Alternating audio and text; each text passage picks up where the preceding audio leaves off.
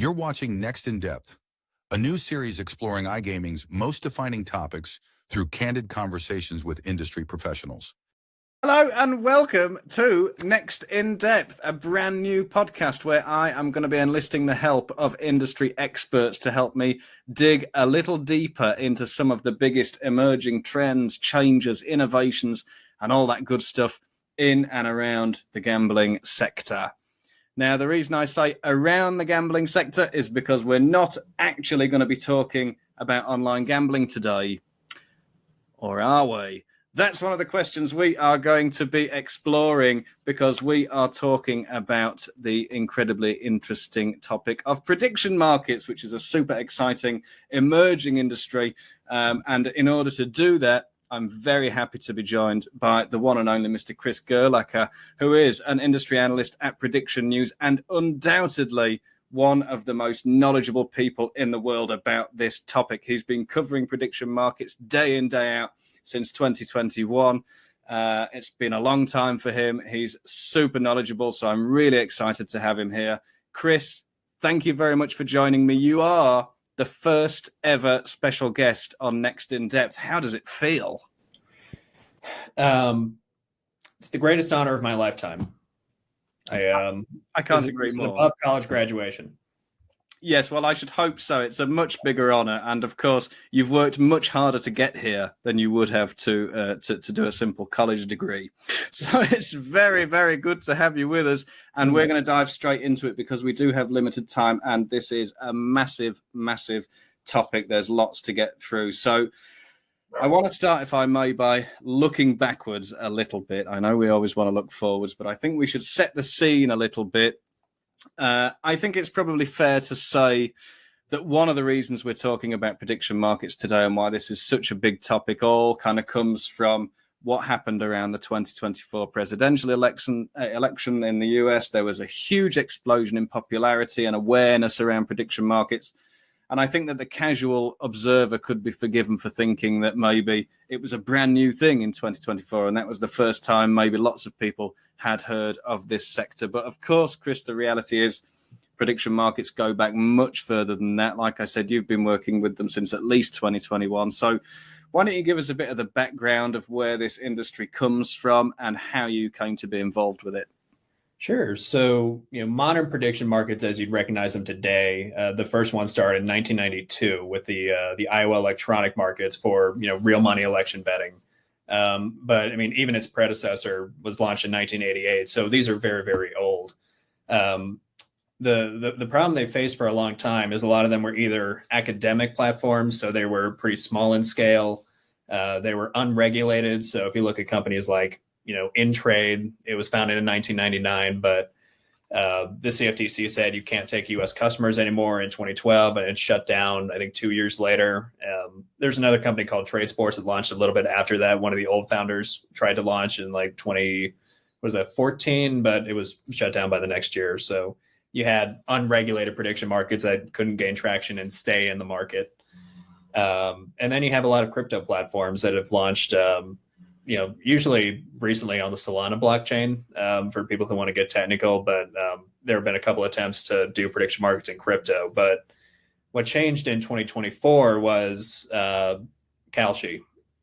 It was a CFTC regulated prediction market, and it had just won a lawsuit in really September and October to offer election contracts in all 50 states. So you had just an easy to use prediction market. You had something that was available to ordinary customers, and you had it under a regulatory regime that legitimized it.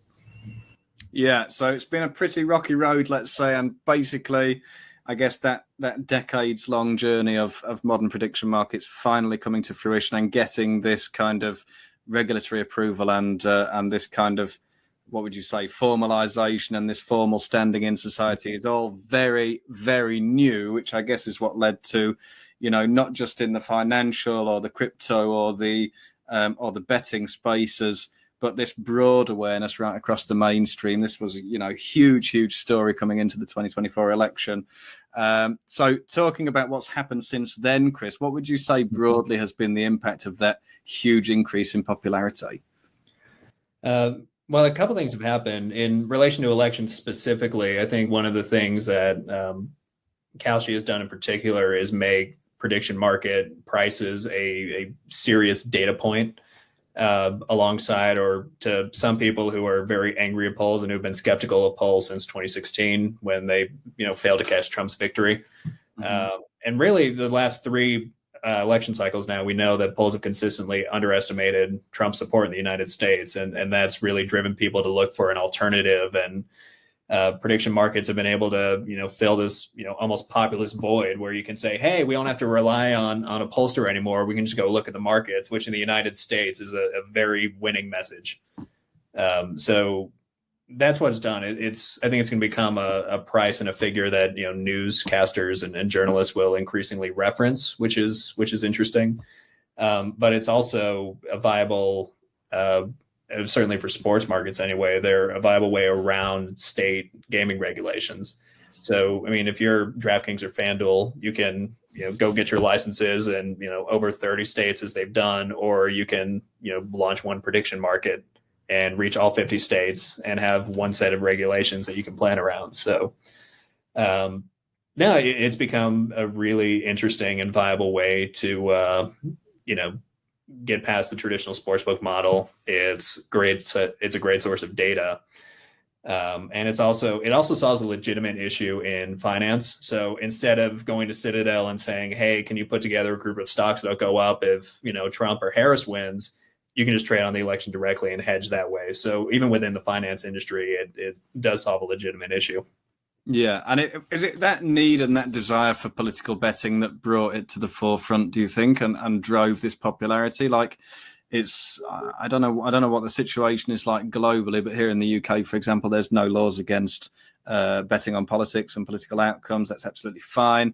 Obviously, that's it's not allowed for sportsbooks to take bets on politics in the US. So is that what kind of drove this, and everyone wanted to put their money where their mouth is, so to speak, with this election? Yeah, there's been a pent-up demand for election betting in the United States. State laws have outlawed it. That's a history that goes back 100 years. You can really trace it all the way back to Prohibition, but there's no time. And you wouldn't want to hear me do it anyway. But no, I mean, people, even in 2020, people, and yeah, it was 2020, people were flocking offshore to bet on the U.S. election, mostly to bet on Trump. There was a kind of bizarre situation at some offshore sports books where, Trump was showing as the favorite, even as Biden was closing in on his Arizona victory that clinched the election for him, because so much money was going on to Trump. It was all the Trump diehards putting, money on Trump at the very end of the election, which is another issue that I know we're going to get into differences between sports books and prediction markets later, but, prediction markets are still based on, the chance of a yes or no, the value of betting yes or no. So you can put all the money you want on one side, you still have to have somebody on the other side of that trade to accept your price. So that's been interesting as well. Yeah, so possibly offers a closer reflection of the true odds than something like a sportsbook. But absolutely, we will come to that in a moment. First, we've already mentioned it, the cat's out of the bag, but obviously a massive change that came after all that election betting was, of course, the introduction of sports event contracts, sports markets to prediction market platforms. So starting with crypto.com, I believe in December, we had all of a sudden, I don't know if was it just Super Bowl at first. You had options to trade prediction markets on sporting outcomes. How did that come about, and why hadn't it happened sooner for prediction markets? It kind of seems obvious when we look at it now, but why didn't it happen before then? I don't think I'll back up. There's a split in how different prediction markets in the US have approached prediction markets in terms of the topics that you can offer event contracts on. So if you look at Forecast X, which is partnered with Interactive Brokers, they're focused on long-term events, which include the election, but they're focused on like economic indicators, financial indicators. How's the S&P 500 going to do by the end of the day or week, stuff like that. The expansion into just betting the news is recent, and that was really led by Kalshi when it was founded in the early 2020s. But yeah, I mean, after the election, what's the next biggest event in the United States? The biggest single event, that's the Super Bowl. So, if you're going to bet the news and you're going to bet popular events and you're going to onboard that way, the Super Bowl is next. So crypto.com led the way on that one. They filed the weekend before Christmas, seemingly on purpose. And shortly before the Trump administration took office, the CFTC under Biden asked crypto.com to take those markets down, and they said no. So they just ran out the clock, and Kalshi did not launch their Super Bowl contracts until after Trump took office, and they knew they had an amenable regulator to get away with that. So it's been interesting to watch these platforms kind of follow each other. Yeah, I'm sure we could talk all day about the political goings on behind all these kind of actions from these companies, because, of course, that's played a huge role in just how these platforms have developed and emerged. But in terms of the introduction of sports, it seems like a kind of watershed moment, let's say, for prediction markets at large. It's a total tide change, I think, in terms of what you can and can't offer predictions on. So what do you think this is going to mean at large for the future of the industry? I think increasingly you're going to be able to bet the news. You're going to see a lot of markets that are going to become even more short-term, even more closely tied to the news cycle. So I know that Tarek, the CEO of Kalshi, has said in another interview that one of the things they're working on is an hourly prediction market for stock prices on stocks like Tesla. So, and that would be new for the finance industry as well, being able to trade by the hour. What's the price going to be at 1, 2, 3, 4 o'clock in the afternoon? So you're going to have platforms available that have these really short-term markets, but I think you're also going to see the split across different prediction market companies, where ForecastX is focused on these, long-term risks and, derivatives that pay interest, which is unusual, and or being able to hold them for a long time, longer than a few months or even years. That's the unusual part compared to Kalshi and even Polymarket, which are really focused on these shorter term markets that are really tied to the news cycle. Yeah, seems to reflect a growing trend in sports betting as well, which is much more increasingly about in-play, live, short-term, micro betting, these kinds of, I know they're kind of buzzwords, but they do reflect a broad trend towards fast action. And so you can kind of see that happening in the prediction market space as well. But speaking about how these industries kind of are already intersecting one another and will come to intersect each other more and more, from your point of view, do you think traditional sports betting and sports events contracts can coexist in peace? I think they can on paper. Whether they will in practice is, being fought in the courts right now. So, we just ran a story of Prediction News this week about an early ruling in the Nevada case. So the case is still ongoing, but Kalshi won an early preliminary injunction against the Nevada Gaming Commission. So, Nevada sent Kalshi a cease and desist letter saying, take your sports and election contracts out of Nevada. You're not a licensed sports book. You're not allowed to offer these. And Kalshi came back and said, well, we're a federally regulated exchange. The CFTC regulates us. So you don't have the right to shut us down. And they can't just pull out of a market, because one of the core principles of derivatives markets, at least the regulated ones, is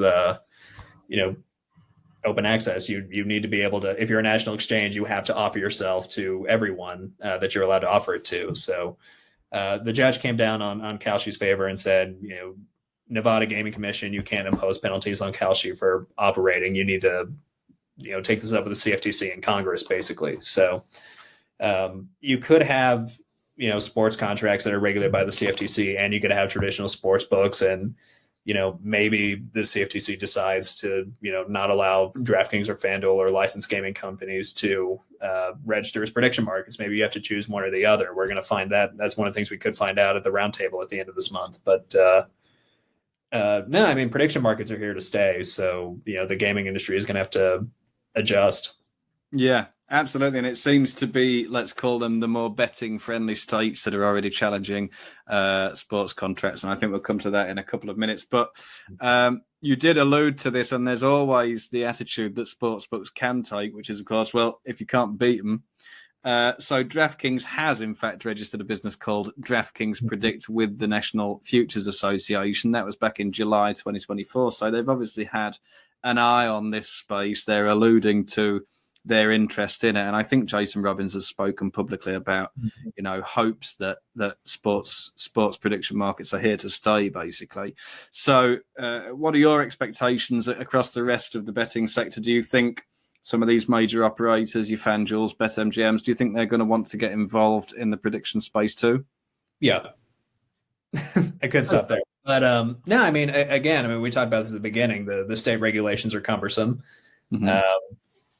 The federally regulated prediction markets have more favorable regulatory structures. So, and it also solves a giant live betting problem for American sportsbooks. I'm jumping ahead again, but American sportsbooks have struggled to really generate a lot of in-play betting as a proportion of total handle. And we just ran a story this week too that we learned that 50% of Kalshi's March Madness handle came from in-play betting, which for an American market is huge.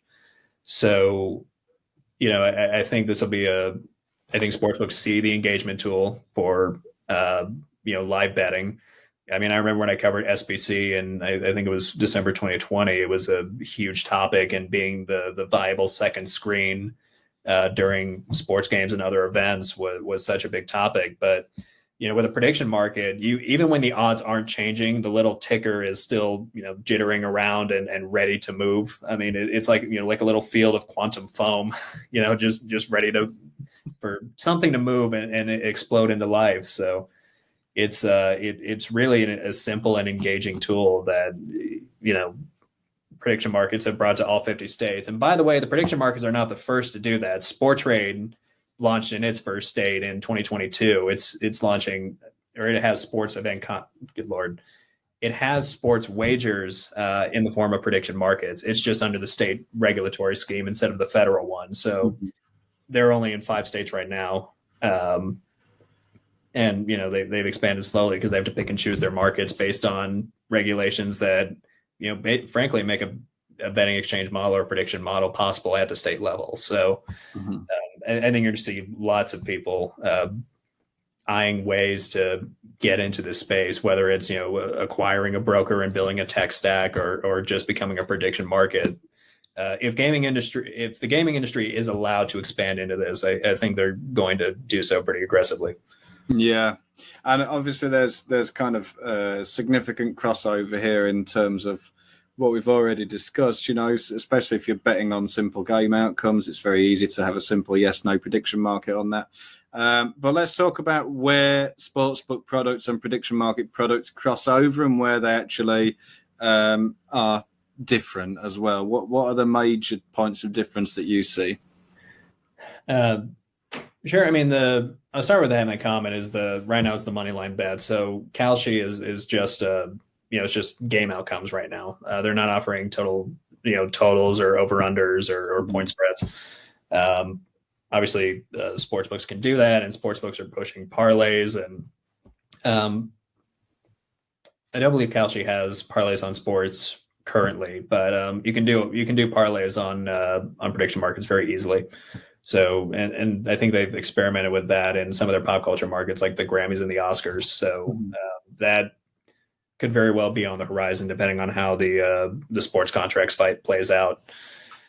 But I think one of the biggest differences, there are 2 big ones. One is the simplicity of pricing. So instead of having to, decipher sportsbook odds, which if you're not a sports bettor or if you're just a casual customer, does not come intuitively. You can just look at, this percentage figure, it's a yes or no. And the contract price is just in clear dollars and cents. The payout structure is really straightforward. So, and the interface is very much decluttered in part because of that. You don't have all these different bonuses stacked on top.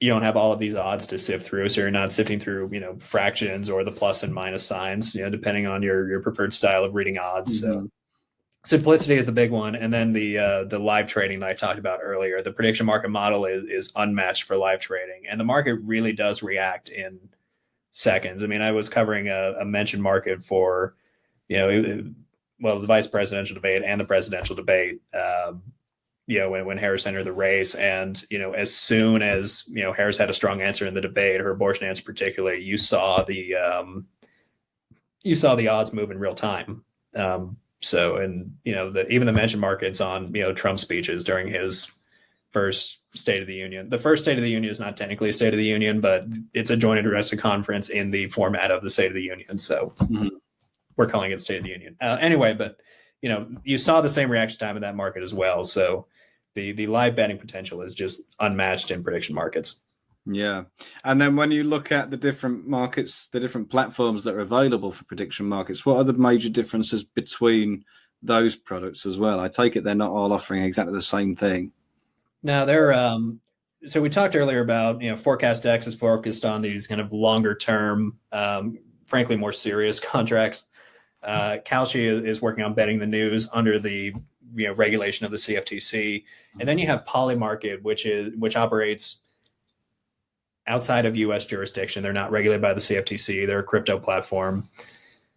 And they were able to offer contracts on, what's going to be in the Luigi Mangione's manifesto, whenever it's released, which is tied too closely to, assassination for a regulated CFTC, for a CFTC regulated platform to offer. So Kalshi actually had to take theirs down pretty quickly. So there are still limits within what the CFTC is willing to allow prediction market exchanges to offer compared to some of the offshores. But it's not like the Luigi Mangione markets did really well anyway. I mean, there is a range of prediction markets excel when there's a lot of public information to bring together, and if there are a lot of facts available that you can interpret differently, that's where prediction markets really excel in forecasting. And you either know what's in the crazy book or you don't. Yeah. For Luigi Mangione. So yeah, a range of usefulness. It's kind of parallel to some of the offshore bookies as well, who offer some markets in pretty poor taste. At least that's putting it mildly. They also offer some things that, of course, would absolutely fly in the face of any regulated market. So, of course, there is the difference between the regulated and the unregulated there.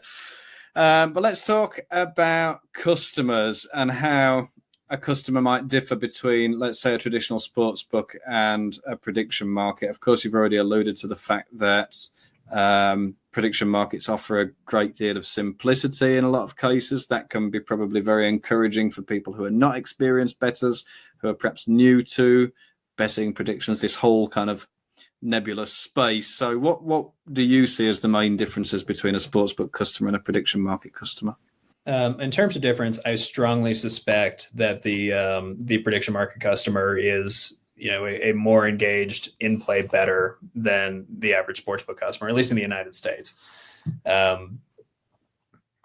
on the reporting that I've got available, 25 to 30% of American sportsbook handle maybe in play compared to, the 50% that Kalshi reached during March Madness and the 70% you see in Europe because you have so many soccer lines that's driving that.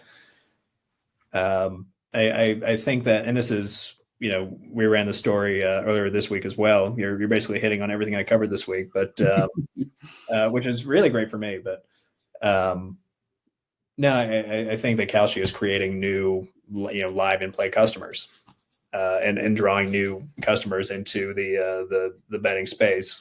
Yeah. I guess the hope on both sides is that the two industries can kind of feed into each other from a customer acquisition and retention point of view. But just kind of moving on to maybe to start and wrap this up, thinking about the regulatory and legal question. We've already mentioned Nevada. We've also had cease and desists issued in New Jersey and Ohio and Massachusetts. We've got a handful of other states confirm that they are at least looking into it and going to see what to do next. you mentioned the preliminary result of this Nevada challenge has actually gone in Kalshi's favor. How do you see this playing out in the coming months? I think if the states keep doing, cease and desist letters saying we would like you to withdraw from our markets, Kalshi is going to keep saying no, and they're going to win because federal regulation will trump state law in that case. I think what'll be more interesting is if a state attorney general sues the CFTC and says, hey, you have to, you should not be allowing these markets. That would be a more interesting case. So I think you're going to see a shift from, challenges against Kalshi and Robinhood and Crypto.com to a challenge to the CFTC itself in some way, shape, or form. Because the cease and desist works for something like Bovada, which is knowingly, violating state law. But Kalshi has worked very hard. It was a core part of their strategy from their founding days to be under a legal regulatory structure in the United States. So this is a new challenge for state regulators who want to crack down on this. Yeah, and I guess if we are going to see something from one of these states, it wouldn't surprise us, I guess, to see it from one of these more betting-friendly states, the New Jerseys of this world, who have this long-standing history with the betting sector. Now, just to kind of finish us off, Chris, we're talking about the CFTC roundtable that's scheduled for, I believe, 30th of April, so it's coming up in just a couple of weeks. What kind of stakeholders are going to be present at this discussion, and what's the objective, and what do you expect is going to happen? Sure. I think you see gaming, finance, and crypto stakeholders come together to kind of hash out, what the prediction market landscape should look like, and specifically what events are fair game for prediction market platforms to offer to customers and in all 50 states. So I think you're going to, either see the CFTC listen politely and preempt state law anyway and allow sports contracts and allow election contracts. You may see, kind of some blood-brain barrier be created to, between gambling and finance to say that, we'll allow a couple of federally regulated exchanges to offer sports and election contracts, but, Sportsbooks, you can't register and you have to stay within the bounds of state law. Maybe you see that type of separation. And the CFTC could decide even to limit sports or elections. That one's unlikely, but it's on the table. So I think you're going to see an attempt at regulatory clarity in this space. I think the most likely outcome is the prediction market industry, the finance side of it, gets most of what they want, but we'll see. We'll see if we're surprised at the end of April. Yeah, absolutely. It's certainly something to look forward to. I know you're going to be watching that with bated breath, and I'm looking forward to reading your reports coming out of that roundtable. But Chris, look, we've got to wrap up because we're running out of time, but it's been such a pleasure to have you with me today. You are our first ever Next In Depth guest, and I think you've done a fabulous job of setting out some of the key questions when it comes to prediction markets and what's going to happen next. Of course, we'll be checking in with this again after the 30th of April, so maybe we'll have you back with us one day. But for now, thank you very much for being here. It's been an absolute pleasure. Well, thanks for having me. This is, prediction markets have a bright industry. It's not just going to be a viable asset class, it's going to be a thriving one. So, Prediction News is going to be covering the industry, and there's going to be a lot to read about coming up.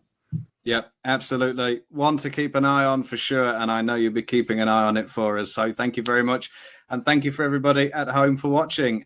We'll see you back here in a couple of weeks. Captain, turn on the fasten seatbelt sound.